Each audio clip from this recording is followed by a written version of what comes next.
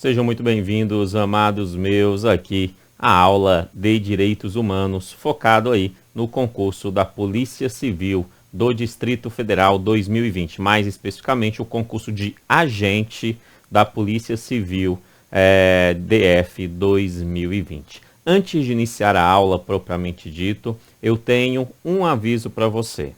Logo aqui abaixo na descrição desse vídeo existe 3 links.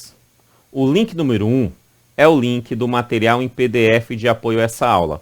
Esse material que você está vendo aqui na tela, com a teoria, né, é um material que você tem acesso. É só ir lá no link número 1 e baixar ele para você. Inclusive, recomendo que você esteja com ele em mãos na hora de estar assistindo às minhas aulas, beleza? Então, material em PDF de apoio, link número 1.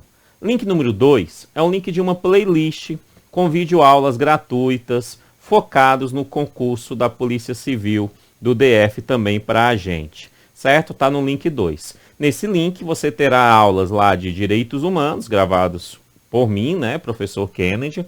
Também terá aula de História e Geografia e aspectos atuais do Distrito Federal, né?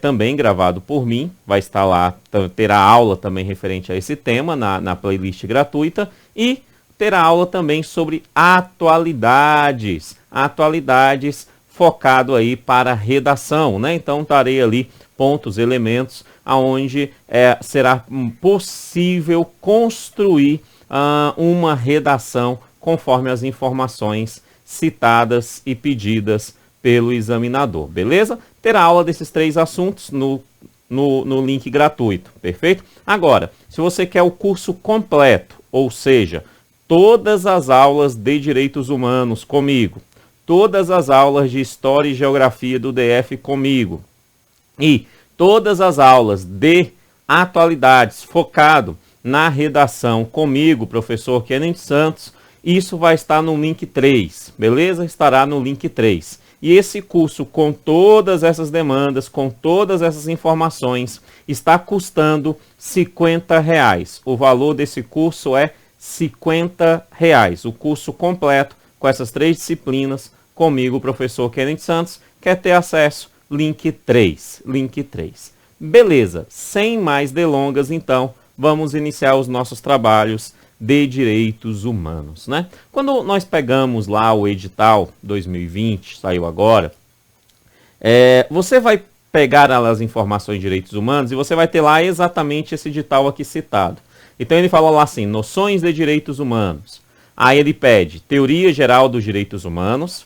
Teoria geral dos direitos humanos, ele me dá exatamente o que ele quer da teoria geral. Então ele fala assim, ele quer conceitos, ele quer terminologia, ele quer estrutura normativa e ele quer fundamentação. Basicamente tudo sobre a teoria geral dos direitos humanos.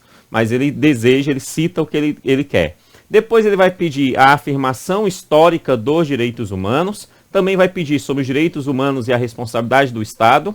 Também vai pedir direitos humanos na Constituição Federal, Política Nacional dos Direitos Humanos, né, a PNDH, e a Constituição Brasileira e os tratados internacionais de direitos humanos, né, a sua correlação aí. Este é o assunto de direitos humanos que está no seu edital, certo? Essa primeira aula, nós vamos iniciar os nossos trabalhos pelo tópico 2, a afirmação histórica dos direitos humanos, tá? Afirmação histórica dos direitos humanos.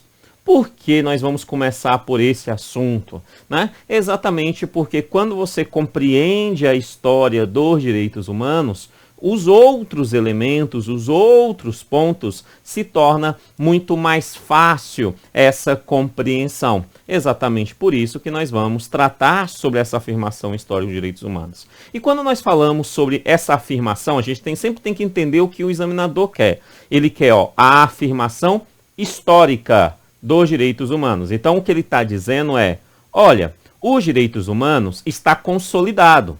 Está consolidado. Agora, qual foi os pontos históricos que levaram a essa consolidação dos direitos humanos como nós temos hoje? É isso que o examinador quer. E essa perspectiva tem como trabalhar de diversas formas. Eu as dividi historicamente, fundamentado nas gerações. Nós podemos afirmar 5 gerações de direitos humanos, e dentro dessas gerações você tem os campos, os aspectos históricos de cada uma delas, que leva exatamente ao seu respectivo desenvolvimento, beleza? Então, vamos agora verdadeiramente então iniciar aí a aula de afirmação histórica dos direitos humanos. Quando nós falamos sobre essa afirmação, então, logo de cara, nós temos que entender que separa em gerações, né? Tudo se separa em gerações. Essas gerações também pode ser chamada de dimensão. O termo geração tem mais a ver com o aspecto histórico, por isso eu prefiro utilizar o termo geração. Dimensão tem mais a ver com o aspecto do conjunto de direitos que é feito dentro daquela geração. Então, a dimensão do direito abrange o quê? Né? Então, por isso que também pode ser utilizado dimensões. Então, 5 gerações, 5 dimensões, beleza? Dos direitos humanos, do direito como um todo, tá? Então a gente vai começar a ver essas gerações. Como você percebe, eu separei por elas. Então aqui o tópico 1 eu tenho o direitos de primeira geração, lá abaixo no 2, direitos de segunda geração, depois o direito de terceira geração, né? E lá no fim, uma observação sobre os direitos de quarta geração e quinta geração. Agora isso organizado dentro de uma razoável linha do tempo e da história, tá? Então vamos começar pelo começo. Da onde que surge essa ideia e essa característica de direitos humanos, né? Alguns autores vão afirmar que os direitos humanos surgem ainda na Grécia Antiga, mais especificamente em Atenas, né, na polis grega ateniense, certo? Só que isso não procede. A Atenas, apesar de ter iniciado o processo de democracia, lá não se inicia necessariamente nenhuma característica estruturada daquilo que hoje pode fundamentar os direitos humanos. Então, a Grécia não tem esse elemento. Depois, alguns outros autores também vão afirmar que ela vai iniciar em Roma, né? Em Roma e tal. Na verdade, Roma também não podemos afirmar que o direito romano inicia o processo de direitos humanos. Não dá. Por quê? Porque Roma estava longe de práticas de direitos humanos, né? O Império Romano altamente poderoso era também um império altamente cruel contra o próprio ser humano, né? Se você olha um ponto da história que basicamente acredito que 99,99% dos brasileiros devem conhecer a história de nosso Senhor Jesus Cristo e ver o que os romanos fizeram com ele na cruz, você vai perceber claramente que está ali um momento aonde que não temos direitos humanos, né? Não temos direitos humanos. Na verdade, a ideia de direitos humanos, como nós temos hoje, já vai surgir no mundo ocidental, cristianizado. Então, sim, pode-se afirmar que os direitos humanos têm influência cristã no seu desenvolvimento, porque o mundo que ele surge é um mundo já cristianizado, né? E vai surgir ali os autores vão afirmar, né, que ele vai surgir ali na transição do mundo feudal para o mundo moderno, para a idade moderna, né? Do fim do feudo para a idade moderna. Ou seja, né, o fim do período feudal, da Idade Média, o fim total, né, de todo esse período, vai estar lá na queda do Império Romano do Oriente, né, de Constantinopla, lá na queda vai definir esse período. Mas não é isso que me interessa. O que me interessa é que, para fins de prova, você pode sim, de forma geral, afirmar que os direitos humanos já é algo pertinente, o seu início na Idade Moderna. A Idade Moderna vai ser aonde nós vamos ter a maior parte dessa perspectiva dos direitos humanos. Perfeito? Tá? Apesar de eu discordar disso, você tem autores que afirmam isso e eles são bastante considerados pelo CESP, que é o que nos interessa. Então, sim, você tem aí uma característica que vai surgir na Idade Média. Mas qual é o contexto histórico disso, né? O contexto histórico são alguns, e aí eu começo aí pela contextualização histórica bastante simples, mas vamos conversar sobre elas. O mundo está mudando. Ou seja, você tinha um período feudal na Europa, tá? Na Europa, principalmente para os direitos humanos, nesse primeiro momento, na região do que hoje nós entendemos como Reino Unido, ou Inglaterra, né, e ali o seu Reino Unido, vai acontecer uma transição do que a gente chama de feudalismo, ou seja, aquela região geográfica era dividida em grandes terras para os senhores feudais, e cada senhor feudal mandava dentro daquela grande terra, né, para um outro modelo, que é o modelo capitalista, mais especificamente nesse primeiro momento, no modelo de organização estatal, que é o modelo monárquico, ou seja, você perde o poder dos senhores feudais e aumenta o poder de um único indivíduo, que é o rei, que é o monarca. Esse poder do monarca, ele termina, de certa forma, unificando vários feudos em um único reinado. Né? E é aí que começa o processo real do que nós podemos entender como direitos humanos, que é a ideia do surgimento de um reinado, de um Estado, podendo gerar essas ações. Beleza? Tá? Então tudo começa assim. Então você tinha ali na Inglaterra, por exemplo, ainda lá no baixo período medieval, mais ou menos ali por 1220 e tal, né, você tinha uma mudança já drástica no modelo histórico da região, que vai influenciar nos direitos humanos, tá? Que vai gerar lá na frente o que nós podemos chamar de Carta Magna, né? Ou Magna Carta, que vai dar origem verdadeiramente ao que nós podemos entender como direitos humanos. Mas vamos entender esse processo como um todo, que vai ficar mais fácil a gente entender. Então você já entendeu o seguinte, olha, existia um rei na Inglaterra, o primeiro rei que vai começar esse processo vai ser John. Os brasileiros sacanas chamam ele de João Sem Terra, né? Porque tinha capitalistas e senhores feudais com mais terras do que ele, né? Então o John, rei John, né? E vai terminar no processo lá na frente com o rei James II. Né? Mas todo esse processo acontece algo interessante, que é a mudança filosófica, a mudança moral e filosófica dos habitantes da região da Inglaterra. E quem vai levar essa mudança com maior força é uma nova categoria de pessoas que Karl Marx vai chamar de burgueses. Eu uso o termo burguês porque é um termo que todo mundo conhece. Tá? Karl Marx vai chamar de burguês. Eu prefiro chamar de empreendedores. Tá? Essas pessoas, elas começam a mudar o processo de visão sobre os direitos humanos. Como é que funciona? Entenda. Estava lá o rei todo-poderoso. O rei todo-poderoso. O rei, ele mandava em tudo e em todos. Era simples assim. Tudo era do rei.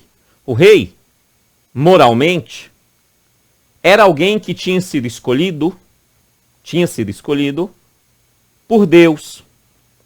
Se era alguém que tinha sido escolhido por Deus, obviamente ninguém em sã consciência vai contra o rei, porque ir contra o rei é o mesmo que ir contra Deus.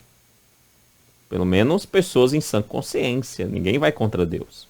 Tá? Dentro dessa característica, você tem um processo interessante. E que processo interessante é esse? O processo é o seguinte. Este rei mandava em tudo. Então o rei poderia, por exemplo, simplesmente mandar tirar a vida de alguém, tomar o patrimônio de alguém, tomar as terras de alguém, prender alguém, sem dar justificativa para seu ninguém. E isso gera desconforto aos empreendedores que estão surgindo, aos burgueses que estão surgindo. E esses empreendedores, esses burgueses, começam então a construir uma nova perspectiva filosófica. Preste atenção que essa construção que eu vou iniciar agora, ela vai acontecer em alguns séculos. Não é do dia para a noite. Com várias ações de transformação social e política e estatal para atendê-las melhor. Mas eu vou resumi-las aqui. Eles começam a discutir alguns assuntos. O primeiro assunto que entra na pauta dentro dessa discussão, e essa discussão obviamente vai acontecer, isso você não tem a menor dúvida, eu não estava lá, mas eu tenho plena certeza, que ela vai acontecer ali nas tavernas, ou seja, nos botecos da época. Ela vai acontecer nos botecos. Tá lá todo mundo tomando a sua pitu e conversando.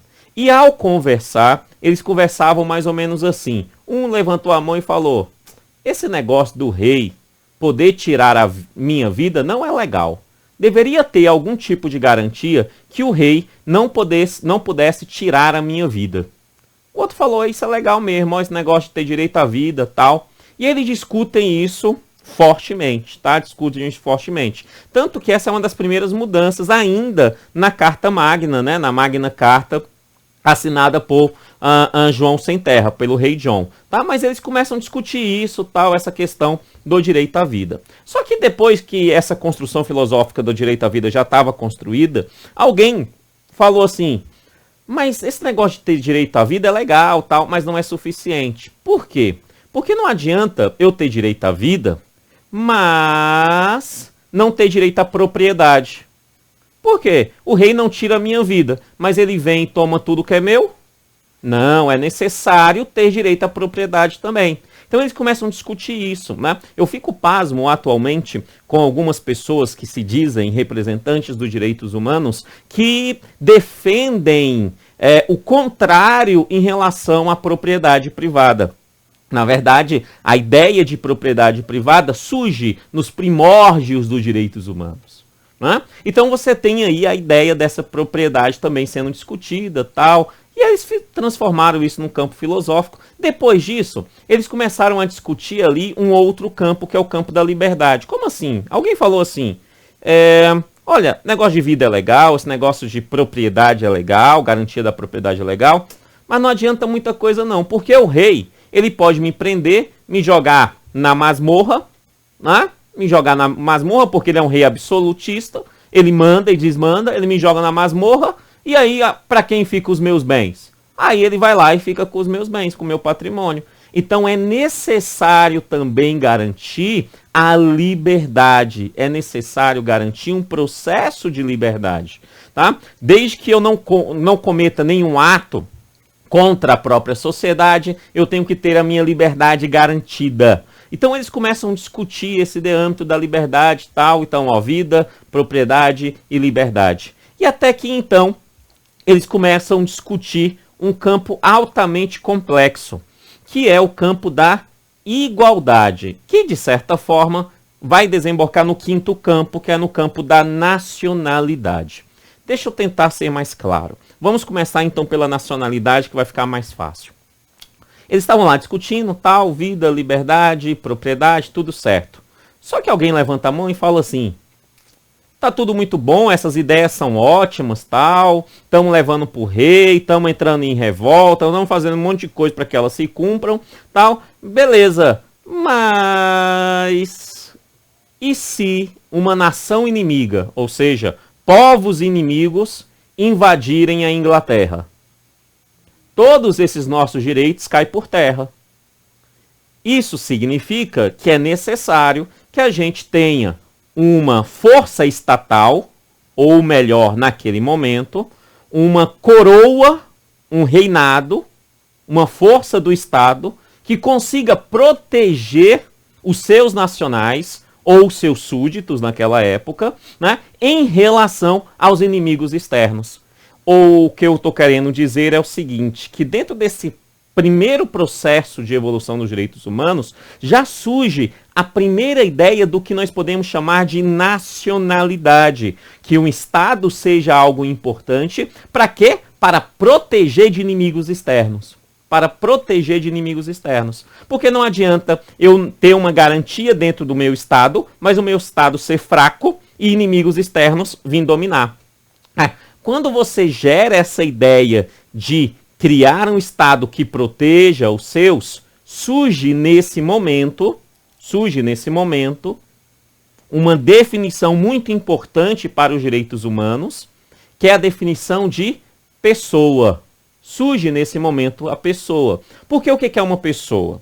Resumidamente, uma pessoa é um ser humano que tem um vínculo a um país, que tem um vínculo a uma nação. Eu sou pessoa porque eu sou nacional do Brasil.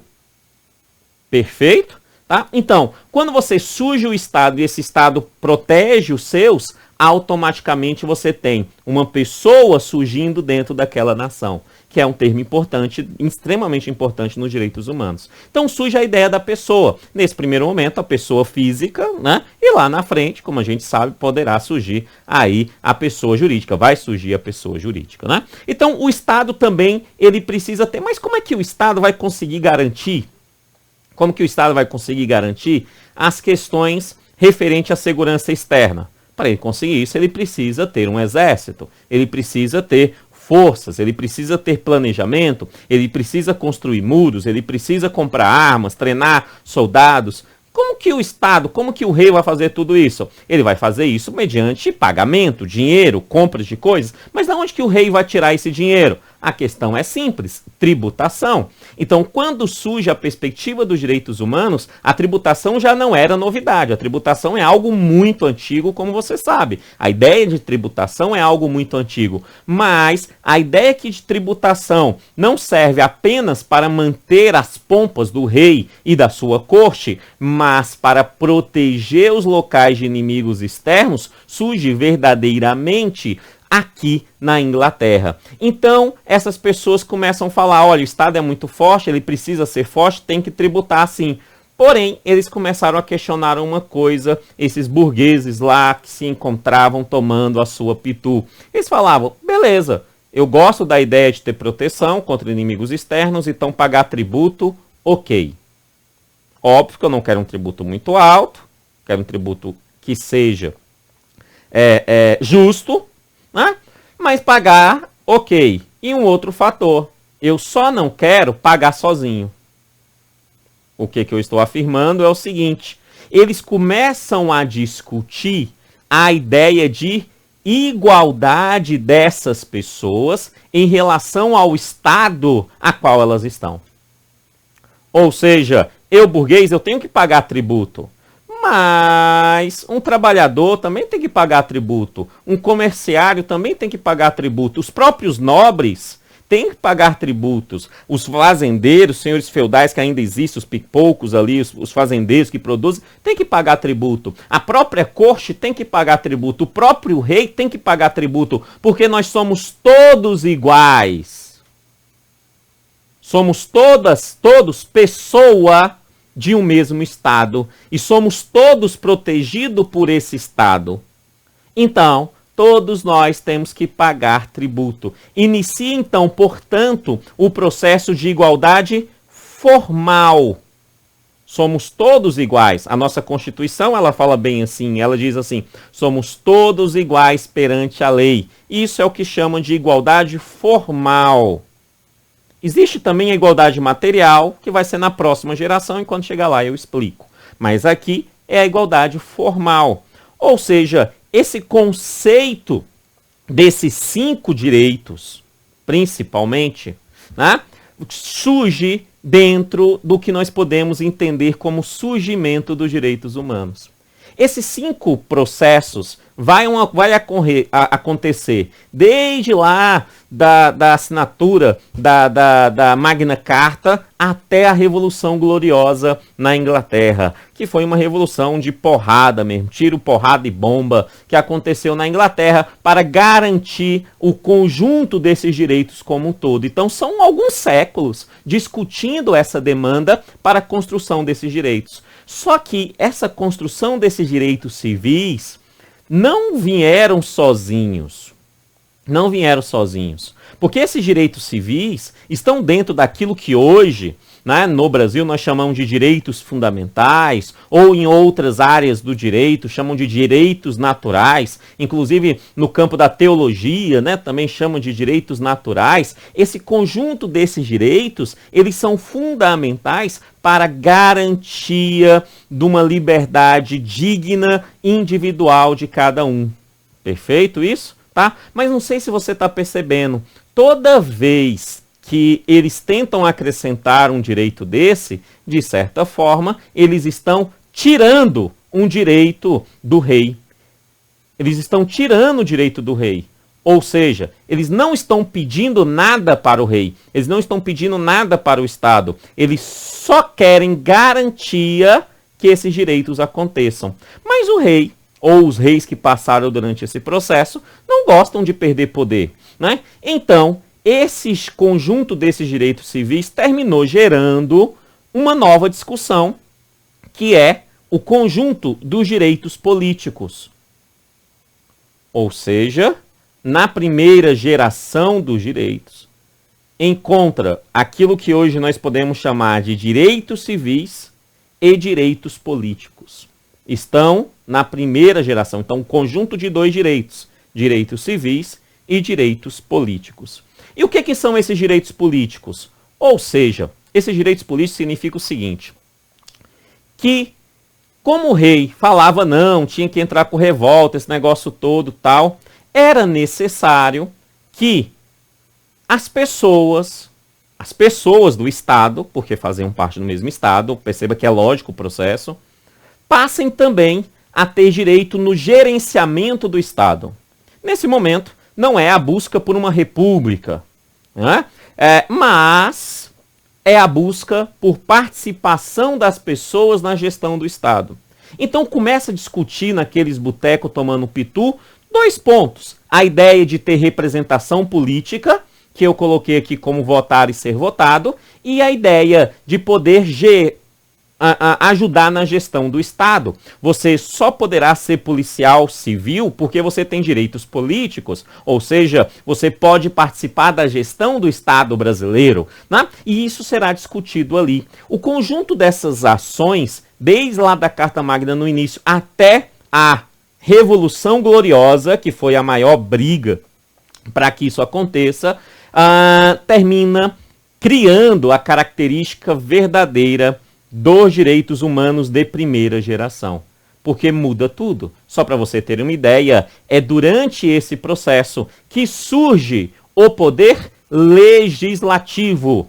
Isso mesmo, o poder legislativo não existia antes disso. Mas Kennedy, Roma tinha um Senado, né? Mas era um Senado em um outro modelo, não tem nada a ver com o modelo legislativo como nós temos hoje, né? O modelo legislativo que nós temos hoje surge aqui, surge da Carta Magna, passando até a Revolução Gloriosa. Então surge o poder legislativo, e olha como que é interessante isso, o poder legislativo, ele não surge historicamente, nesse momento, para criar leis, para legislar. Não. O poder legislativo surge para fiscalizar o rei, para que o rei não tomasse ações contrárias a esses direitos que aqui foram garantidos. Entendemos? Então o poder legislativo surge para fiscalizar. E aí depois eles irão perceber que é melhor fiscalizar aquilo que eles legislam. Então eles passam também a legislar. Mas no primeiro momento, a Câmara dos Lordes, né, lá na região do Reino Unido, vai surgir para fiscalizar o rei, para que o rei não sobrepor-se a esse direito das pessoas. Beleza? Todo o conjunto desses direitos políticos e civis, como eu disse, né, nós chamamos essa primeira geração dos direitos como uma geração de posição passiva do Estado. Preste atenção que vou explicar de uma forma mais clara. Quando eu falo que eu tenho direito à vida, eu não estou pedindo nada para o Estado. Não estou pedindo nada para o rei. Eu só estou dizendo o seguinte, não tire a minha vida. Eu só quero ter direito de viver, não quero que você me dê nada. Eu só quero que você não tire a minha vida. Então o Estado tem que ser passivo, ele não tem que me ofertar nada. Liberdade, o Estado só tem que me garantir a liberdade. Propriedade, o Estado só tem que garantir a minha propriedade.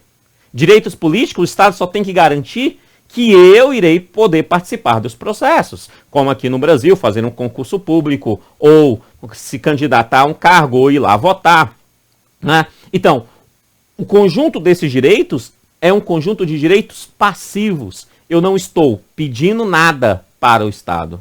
O Estado não tem que me dar nada. Resumidamente, o conjunto da primeira geração dos direitos é só um pedido para que o Estado não venha encher o meu saco como pessoa. Ele só precisa cuidar que os inimigos não invadam aqui para tomar os meus direitos. O Estado está lá para me proteger de inimigos externos e lá na frente para inimigos internos também, mas no primeiro momento de inimigos externos, porque internamente se eu tenho liberdade eu mesmo posso me proteger. Perfeito? Então, este é o campo do conjunto das primeiras gerações. Tranquilo? Esse conjunto gerou, no contexto da história, algumas legislações que dão, então, origem a essa realidade real. Ou seja, sai da filosofia, sai de confrontos sociais, vai para uma legislação, se torna legal e a partir daí elas começam a ser colocadas em prática. Não necessariamente tudo ao mesmo tempo ou todos eles, mas você passa a ter nações que começam a colocá-las em práticas. Entre esses conjuntos eu separei aqui no tópico 1.2, né? Logo de cara então lá no Reino Unido, lá na Inglaterra, nós vamos ter o início de todo esse processo ainda em 1215, que é a Carta Magna, né? A Magna Carta assinada por John Sem Terra, né? Depois, em 1679, há alguns séculos, nós temos o habeas corpus, né? Que é a característica voltada para garantir aquilo que a própria carta já afirmava em relação à liberdade, tá? E depois, finalizando com a Revolução Gloriosa, né? Lá com James II, o rei James II, que sofre a Revolução Gloriosa, né? James II era um rei católico e a Inglaterra era muito protestante, então ele estava dando muita ênfase a aspectos católicos e menos protestantes, né? E aí, juntamente com toda essa ideia de liberdade, ó, liberdade religiosa, liberdade, você tem o boom religioso e esse processo acontece a Revolução Gloriosa, que termina caracterizando todos esses elementos, como eu disse para você, colocando na sua função na Declaração de Direitos em 1689, garantindo o conjunto desses direitos finalmente em todo o Reino Unido. Beleza isso? Tranquilo? Fechou? Ótimo. Então aconteceu a Revolução Gloriosa lá na Inglaterra, tá tudo muito bem, tá tudo muito bom, mas em 1689, quando eles assinam a Declaração de Direitos, a América já tinha sido descoberta. Os ingleses já se encontravam na sua colônia, que é a colônia hoje conhecida como os Estados Unidos da América, e esses ingleses lá estavam na colônia, até que então eles viram e assinaram a Declaração de Direitos lá na Inglaterra. Foi então quer dizer que nós aqui na colônia, como pessoas inglesas, também podemos participar do processo de gestão da Inglaterra? É isso? É isso? É isso? Aí os ingleses olharam para os ingleses lá na Inglaterra olharam para os seus ingleses nos Estados Unidos e disseram o quê? Que não é isso, não pode. Porque essa regra só é pra gente que tá aqui na Inglaterra. Vocês são colônia, vocês vão continuar sendo tratados como colônia. E aí, lá nos Estados Unidos, esses mesmos ingleses agora, nos Estados Unidos, termina mudando esse processo mediante dois atos altamente importantes. O primeiro, que eu chamo de esquenta, era só um esquenta, que foi a Declaração dos Direitos da Virgínia, em 1776, que já foi um esquenta para finalmente os Estados Unidos assinar a Declaração da Independência dos Estados Unidos da América, completamente fundamentado nos direitos da primeira geração, sendo acrescentado a eles a República. Olha como que as coisas funcionam. Então, os Estados Unidos, ele é criado, ele é fundamentado pós-colônia dentro de uma característica de primeira geração. Beleza? E depois, ainda, vai acontecer mais uma declaração importante, que já vai ser na França, que é a Declaração de Direitos do Homem e do Cidadão na França, que também tem forte influência sobre esses aspectos da primeira geração. Fechou a primeira geração? Bastante simples, né? Esse é o aspecto histórico dela. Saindo desse aspecto histórico da primeira geração, obviamente nós vamos chegar então na segunda geração, na segunda dimensão dos direitos. A segunda geração já vai acontecer em um outro contexto histórico, ou seja, ela vai acontecer durante o período da Revolução Industrial, né? Aconteceu a Revolução Industrial também na Inglaterra. A Inglaterra é o centro desse processo, né? E aí começa a ter indústria, ferrovias, máquina a vapor, muda todo o processo econômico e social do planeta Terra. Simples assim, a Revolução Industrial. certo? E com essas mudanças, você termina gerando alguns problemas. Entre esses problemas, aglomeração de pessoas nas cidades. Por quê? Porque os burgueses que tinham alguma grana compraram as máquinas de produzir tecido, colocavam essas máquinas na cidade. Por que na cidade? Porque na cidade tinha passava a ferrovia, né, e tinha a estação de trem ali. Então eles precisavam daquilo para pegar o tecido, colocar no trem para poder levar para o planeta aquela quantidade de produção, né? Então, obviamente, as fábricas se concentraram na cidade, as pessoas vieram para a fábrica para trabalhar também, gerando então essa aglomeração. E essa aglomeração gerou falta de saneamento a essas pessoas, né? E também gerou péssimas condições de trabalho. Resumidamente é isso, tá? É isso. Agora, óbvio, se tudo isso aconteceu já com os direitos de primeira geração garantidos. Todo mundo aqui envolvido, desde burguês a proletariado, novamente Marx, burguês o dono, proletariado, aquele que só tem a prole, só tem os filhos, né, que é a mão de obra, né, vão ter os mesmos conjuntos de direitos civis e direitos políticos. Perfeito? Tá? Porém, todavia, contudo, esses proletariados, né, esses colaboradores, eles tinham uma condição de trabalho e de vida péssima. Péssima. Péssima. Simples assim, péssima.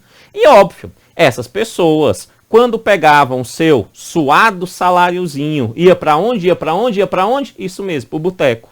E chegava lá no boteco e iam discutir, iam conversar, iam filosofar. E aí gerou algumas décadas. Aqui foi décadas, né? Algumas décadas de discussão e filosofia. E dentro dessas discussões e filosofias, eles começaram a discutir temas que hoje nós chamamos como direitos sociais, que nada mais é do que o conjunto dos direitos sociais, econômicos e culturais. Tá? Os direitos sociais é o conjunto dos direitos de segunda geração. Conjunto de direitos de segunda geração. E que direitos sociais são esses? Então eles começaram lá a discutir questões de educação. Olha, seria legal meu menino estudar, tal. Saúde, olha, seria legal a gente ter um saneamento melhor, né? Não ficar convivendo com esgoto, tal, certo?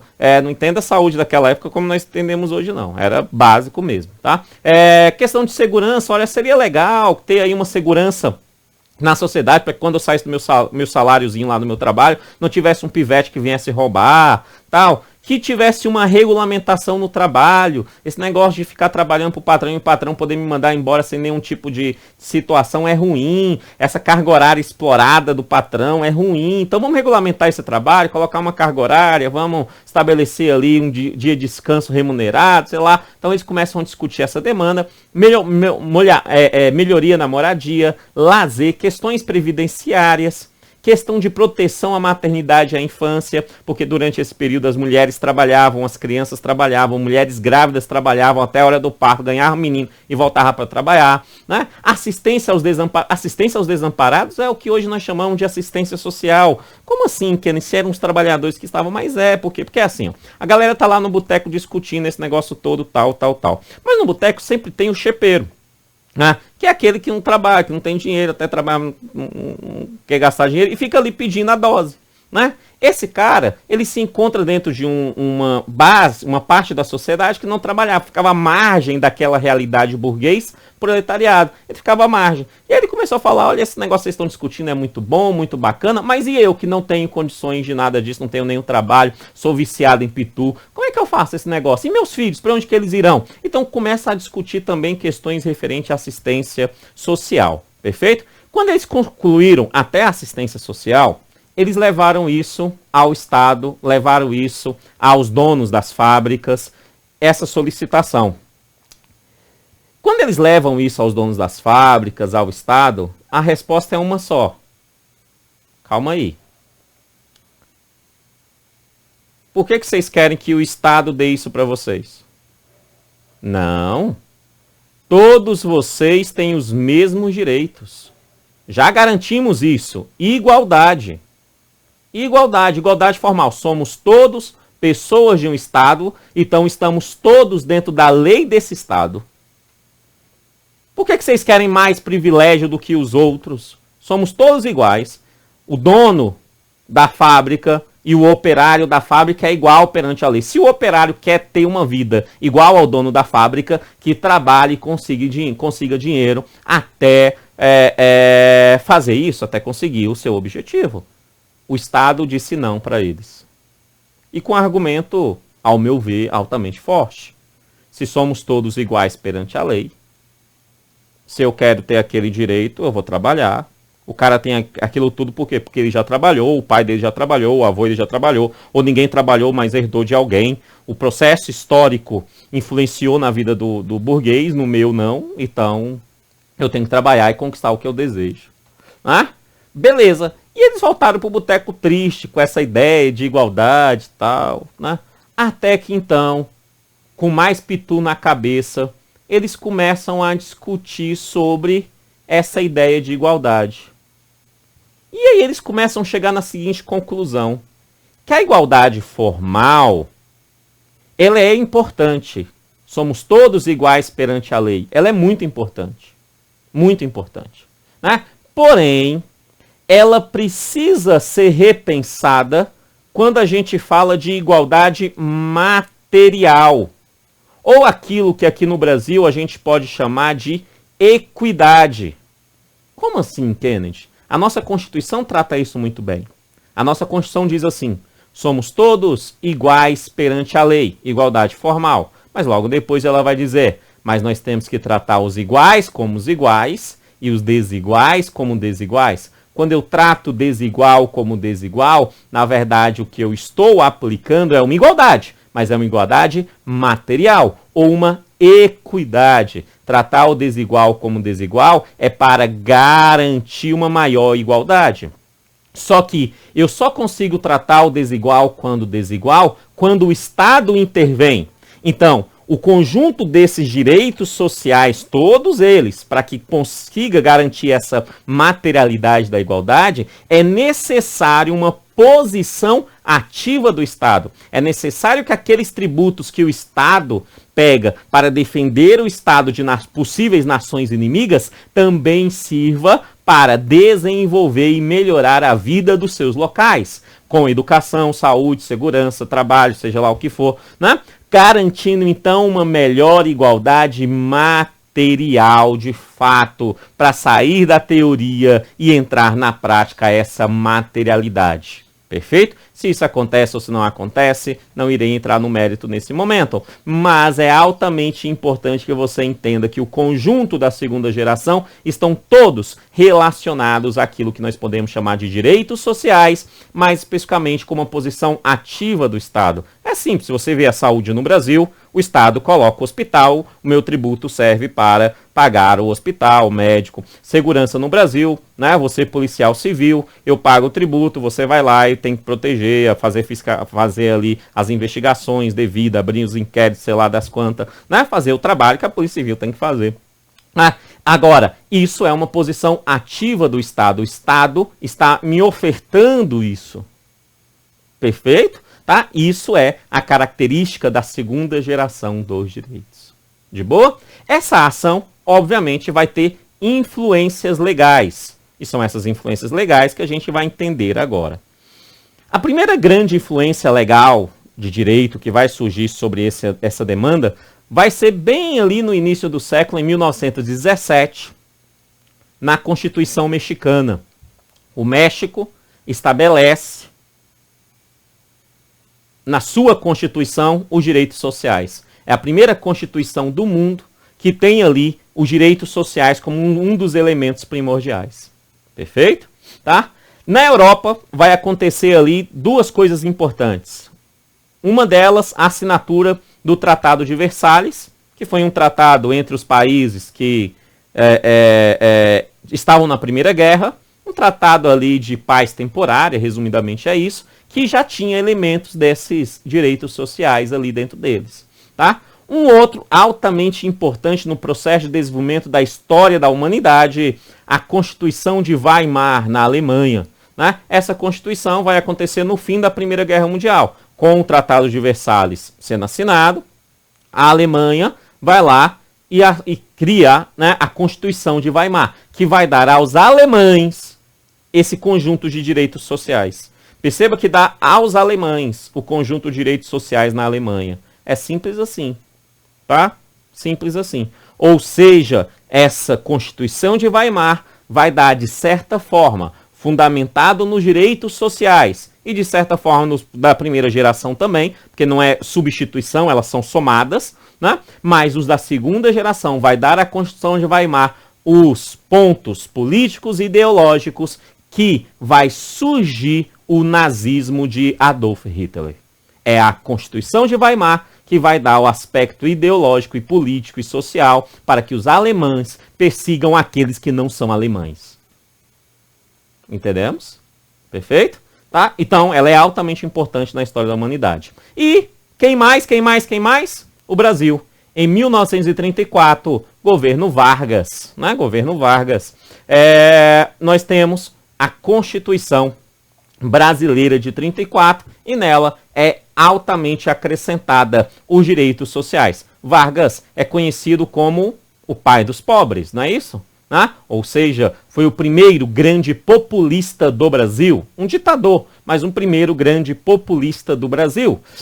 E por que o caracterizou ele como populistas? Se você olhar resumidamente a história de Vargas, você vai ver ações voltadas para a ampliação da educação, direitos sociais, a ampliação e a proteção dos trabalhadores, com a carteira de trabalho, com a criação da CLT, fundamentado ainda em conceitos europeus como a Carta de Lavoura lá da Itália, certo? Então, você vai ver claramente que a perspectiva de chamar Vargas de populista é porque no seu governo ele vai atender esses direitos sociais, obviamente de um jeito populista. Tá? Mas ele vai ampliar isso para que o povo ame, e ele consegue, tá? E ele consegue. Então, o Brasil também tem essa demanda extremamente importante.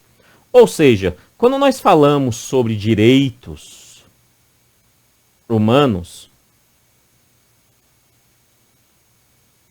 a primeira e a segunda geração é o que conduz verdadeiramente à base dos direitos humanos. Está na primeira e na segunda geração. Simples, bastante simples. Se você pega a Declaração Universal dos Direitos Humanos, os seus 30 artigos, você consegue separar esses artigos em direitos civis, direitos políticos, primeira geração, e direitos sociais, segunda geração. Segunda geração. Se você pega as declarações internacionais de direitos humanos da América, por exemplo, você também vai conseguir separar direitos civis e políticos e direitos sociais. Ou seja, este é a base verdadeira historicamente dos direitos humanos. Porém, essa história, ela ainda não foi... como é que eu posso colocar? Ela ainda não foi consolidada. É necessário que tudo isso seja consolidado. E o elemento que leva a essa consolidação está fortemente dentro da terceira geração dos direitos. A terceira geração dos direitos, essas duas gerações anteriores, já fazia parte do convívio da sociedade, principalmente da sociedade europeia, americana, do mundo ocidental. Essa perspectiva dá, então, novas ações no mundo. Entre essas novas ações no mundo, nós temos a Revolução Francesa, altamente estudada no Brasil, Liberté, Égalité e Fraternité. Eu falo francês, percebeu? É só colocar o ne no final, que vira francês. Gera uma ação que começa a ter mudanças novamente no campo político-social da humanidade. Mas, depois dessa revolução, acontece também as guerras, e entre essas guerras, a Segunda Guerra Mundial, que vai ter fim em 45, mas resumidamente, eu sei que vocês sabem, mas só para ficar na sua mente que isso tem a ver com os direitos humanos e a consolidação dos direitos humanos. A Segunda Guerra Mundial foi o período que o ser humano mais desrespeitou o ser humano como tal. Simples assim. Se você pega a União Soviética, com os gulags, centros de concentração gigantes. Se você pega a Alemanha, com centros de concentração, mortes gigantes também de judeus. Se você pega os Estados Unidos da América e as ogivas nucleares em Hiroshima e Nagasaki, você percebe claramente que tá ali uma coisa, não tinha, era o respeito à vida humana. Simples. Com o fim da Segunda Guerra Mundial, foram tomados a si, perceberam, pelo menos em teoria, as barbáries que o homem fez com o homem, que o ser humano fez com o ser humano, e aí começaram a criar uma linha de respeito ao ser humano. E respeito ao ser humano, e isso é muito importante dentro dos direitos humanos, o respeito ao ser humano dentro da soberania de cada Estado, ou seja, o Brasil precisa respeitar os meus direitos humanos, mas os direitos humanos, dentro desse raciocínio, não pode estar preso ao próprio Estado, porque o Estado é alguém altamente poderoso. Então é necessário ter mecanismos externos de proteção a esse ser humano. Mecanismos internacionais de proteção a esse ser humano. E essa demanda termina, então, sendo criado, em 1945, com o fim da Segunda Guerra Mundial, a Organização das Nações Unidas. E a Organização das Nações Unidas vai ter todos esses elementos anteriores, acrescidos da fraternidade, que é o que dá característica à terceira geração, a ideia de fraternidade. Essa ideia de fraternidade, no Brasil, a gente pode colocar mais como direitos difusos e coletivos, que é a ideia de que os direitos não passam apenas pelos direitos individuais, que se vinculam muito fortemente à primeira geração, ou que o Estado tem que me dar direitos, que se vincula à segunda geração, né? Mas que existe alguns direitos que são para todos, os direitos coletivos, como o meio ambiente, água, direito do consumidor, sei lá das quantas. Né? Então você tem essa ideia surgindo também dentro desse patamar, direito de fraternidade, né? E isso finaliza, consolida então os direitos humanos em 1948, com a assinatura da Declaração Universal dos Direitos Humanos, finalmente. Essa declaração, ela tem algumas características que nesse momento eu já quero citar com vocês. Sim, ela é o que nós podemos falar de consolidação dos direitos humanos. Então, historicamente falando, a história ela vai iniciar lá na Inglaterra, lá na primeira geração, e vai chegar até aqui a Declaração Universal, fortemente dentro dessas demandas. Mas tem algumas características que eu já quero destacar aqui. Se você preste atenção, essa declaração, ela é uma norma ius cogens, ou seja, ela vai além da questão do poder estatal, das soberanias. Não que ela vai contra as soberanias, porque ela não tem poder para isso, e graças a Deus não tem poder para isso. Mas ela vai proteger o ser humano até mesmo em relação às soberanias. Perfeito? É uma norma ius cogens, é uma norma. Ou seja, a Declaração Universal é uma norma ius cogens, mas ela não é um tratado. Já caiu isso em prova, falando que ela é um tratado e ela não é um tratado. Tá? Ela não é, mas ela é sim uma norma ius cogens. O que isso significa? Que ela é uma norma imperativa de direito internacional geral, ela é para todo mundo, né? E ela é aceita e reconhecida pela sociedade internacional em sua totalidade. Em totalidade, Kennedy, entenda o seguinte, mesmo que um determinado país não queira aceitar a Declaração Universal dos Direitos Humanos, todos os outros países entendem que ele tem que aceitar. É simples assim. E se não aceitar, descumprir o que está lá ou qualquer coisa nesse sentido, haverá sanções, haverá ações externas, pelo menos deveria acontecer, né? Para garantir que aquele Estado garantisse os direitos humanos. Não é acabar com o Estado, ir contra a soberania do Estado, mas é que o ser humano como pessoa tenha os seus direitos garantidos mais do que o próprio Estado. Por isso ela é uma norma ius cogens. Beleza? Nem todas as normas de direitos humanos são ius cogens, mas todas que são têm essa mesma característica. Quais características? Trouxe aqui algumas delas. Universalidade, é para todos os seres humanos. Indivisibilidade, os 30 artigos da Declaração Universal têm que ser lidos em conjunto, eu não posso separá-los. Não posso separá-los. Por exemplo, lá garante a liberdade, está lá na declaração. Mas lá na própria declaração garante que ninguém pode ser escravizado. Mas se eu tenho liberdade, eu posso me vender e virar escravo de alguém. Não pode, por quê? Porque a declaração precisa ser lida como todo, beleza? Então é isso. Indivisibilidade, interdependência, um artigo depende do outro, né? Irrenunciável, eu não posso renunciar aos direitos que estão na declaração, você não pode renunciar aos direitos que estão na declaração, tá? Isso é as características dessa informação. Fechou? Tranquilo? E aí, essas são as 3 primeiras, mas tem outras 2 gerações, que é a 4ª geração e a 5ª geração. Mas antes de entrar nelas, só lembrando, um aviso. Logo aqui abaixo, na descrição desse vídeo, tem 3 links. Link número 1, material em PDF de apoio a essa aula. Esse material que você está vendo aqui ao lado, que você está acompanhando aí na tela, ele está disponível para você em PDF na descrição desse vídeo, tá? Na descrição desse vídeo, logo aqui abaixo, você vai ter esse material lá em PDF para você, o link para ele.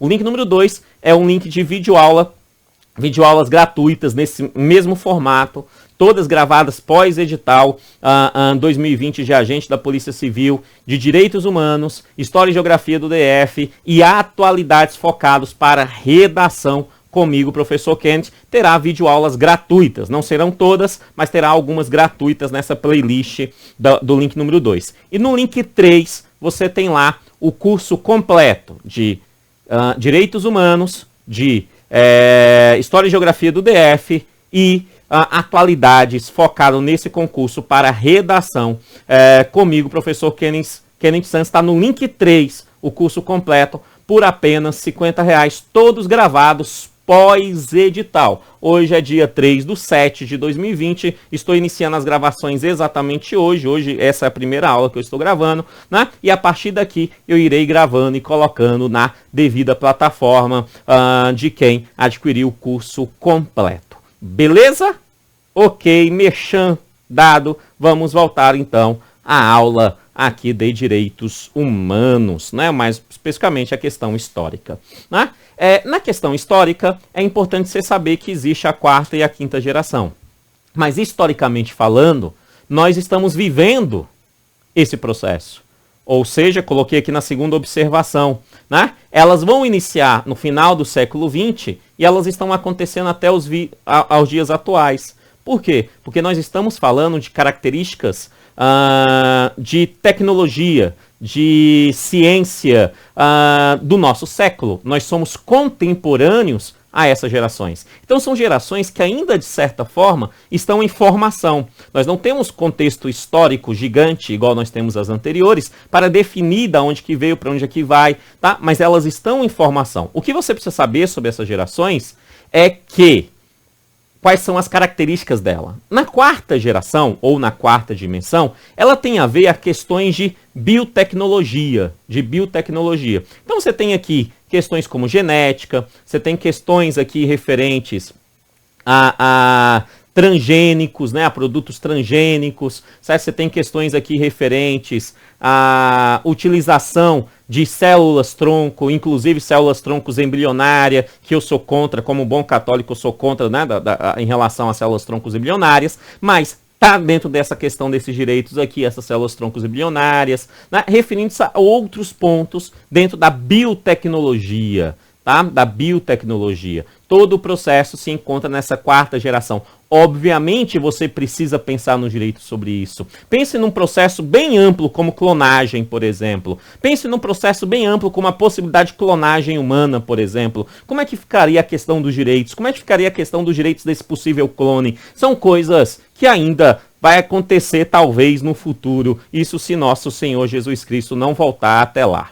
Tá? Então, há uma necessidade de pensar no conjunto dessas gerações, tá? Dessa geração. Isso é a 4ª geração. E a 5ª geração tem mais a ver com a questão da evolução cibernética, tecnologia, realidade virtual e internet. Tem a ver com esse assunto, né, tem a ver com esse assunto. Nesse exato momento, por exemplo, o Brasil está discutindo questões aí de fake news, ninguém define o que é uma fake news. Né? Não há uma definição. Primeiro, para mim, a primeira coisa que tem que acontecer é a definição. O que é fake news? Aí depois dava para discutir se é crime, se não é tal. Mas nós estamos discutindo isso, questões com o uso da internet, tal, pessoas comentando aqui, comentando ali, se isso pode ser considerado crime, se não pode, se isso faz um candidato ser eleito, se não faz, robô, por gente comentando, redes sociais aí, comentando muito esse negócio todo, tal, em massa, comentários em massa, amados.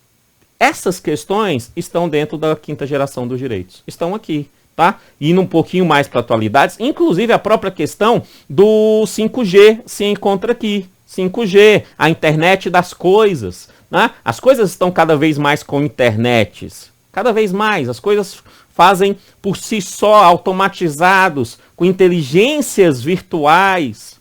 Né? Isso também tem que ser pensado no conjunto dos direitos. Também estamos passando por um processo de construção desses direitos e essa é a quinta geração dos direitos. Beleza? Entendemos? Só um detalhe e eu encerro a aula de hoje.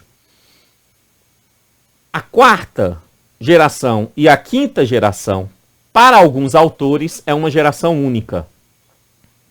Entendemos? A quarta e a quinta, para alguns autores, é uma geração única. Ou seja, a quarta geração.